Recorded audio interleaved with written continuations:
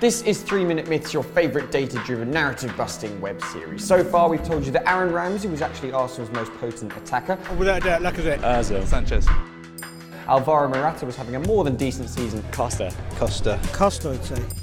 And Philippe Coutinho's departure won't be affecting Liverpool's style of play that much. I have noticed no difference in the way we play at all. And today we're going to Stamford Bridge, where Newcastle United are the visitors today. Now, many say that they're in for a relegation battle this season and that their squad isn't quite strong enough. So we're going to ask Toon fans what area needs the most improvement. 100% a striker. I'd say defence personally, like we're letting in too many goals. I think midfield. Striker, attack. Attack, 100%. Attack, probably the attack. Decent striker.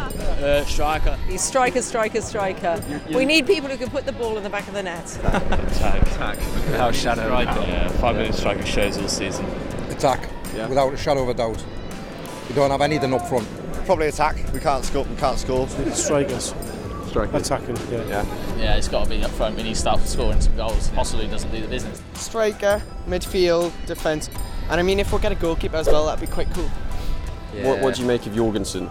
I'm not, to be honest, I haven't heard much of him. I've seen some videos of him and that. I haven't really seen much of him, so it's hard to tell, but from players that we've had from the Eredivisie before, it's not really looking good. He's not going to be good enough in my opinion from what I see. He's Dutch guy, can't get the Feyenoord team, that's great. So we're going to sign this guy Jorgensen or something like that. Doesn't look very good to me, we need a better striker than that. Someone like Danny Ings. Danny Ings, indeed. Well, whether it's him or anyone else, Newcastle fans clearly, on the whole, want a new striker. But are they right to want attacking improvement over anything else? And should they be so dismissive of Nicolai Jorgensen? Let's put it to the numbers. Newcastle fans seem to agree that the team needs to bring in a new striker to avoid relegation.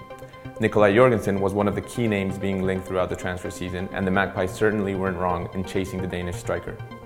Jorgensen is certainly a different type of player to the attacking options currently at Rafa Benitez's disposal, according to our player persona model, profiling very different to current options Joselu, who is more of an aerial target man, a Josep Perez, who is more of a high-risk, high-reward player, and even current number 9, Dwight Gale. So that's it for style. But not only would Jorgensen bring in something different to the Magpies' strike force, but the quality of his performances are also of a much higher standard.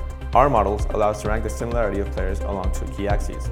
How similar is their style of play, and how similar is the quality of their performances?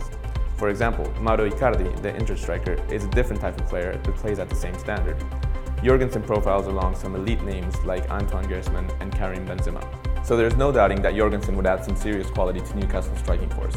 But the question remains, is this really the department that needs the most reinforcement? Our performance rating algorithm gives a score to each player depending on how his actions impact the chance of his team winning each match. The higher up the average of your team's players, the higher up the table they should be. If we compare Newcastle's performance rating for each department to the rest of the Premier Leagues, we can see that while their defensive and forward lines place them comfortably in mid-table, it is actually their midfield's performance that has them dangerously flirting with the relegation zone. So, as good a buy as Jorgensen would have been, what Newcastle should really be focusing on is improving the performances of their midfield. So there you have it. Nicolai Jorgensen would be a very good addition to a Newcastle squad that actually needs midfield improvements more than attacking improvements. Which narrative should we attack with our data next? Let us know in the comments below. But in the meantime, this has been 3 Minute Myths, delusions debunked in 180 seconds.